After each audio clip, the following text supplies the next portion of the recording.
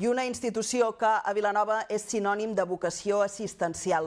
La Casa d'Empara de Vilanova i la Geltrú, amb tota una trajectòria darrere que ara es vol posar de relleu.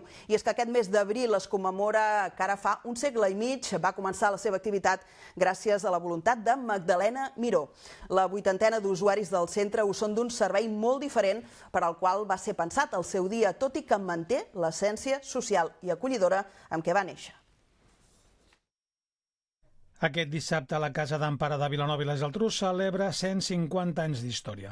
El 12 d'abril de 1875 es feia realitat la voluntat de Magdalena Miró i Alegret, nascuda a finals del segle XVIII i que va morir sense fills l'any 1872.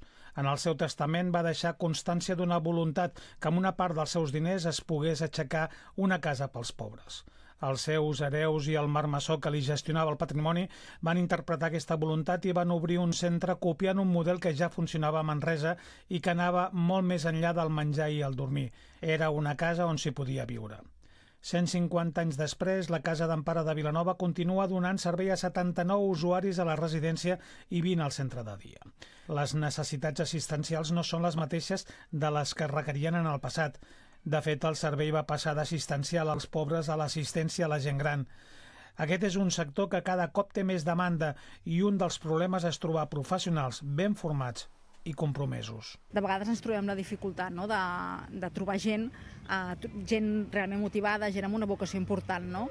Aquí tenim un llegat realment que ens ha marcat a tots, no? Sobretot els que fa molts anys que treballem en aquesta casa, no? És el llegat sobretot de les Filles de la Caritat, el llegat de gent, de patronats que han estat molt integrats i realment sí que ens han deixat una manera de treballar, una manera de tenir cura de les persones molt importants. Llavors, a vegades és aquest esforç, no?, per trobar gent que realment faci una feina que li agradi, perquè evidentment professionals ho podem ser tots, però el que volem és gent que sigui bones persones.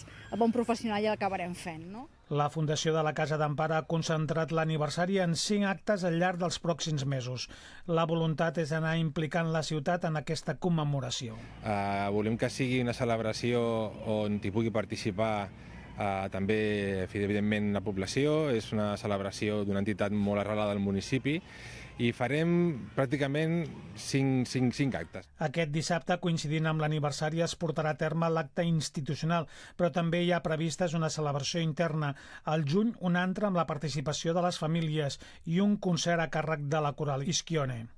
Al novembre es presentarà un llibre on es recollirà la trajectòria d'aquest segle i mig d'història.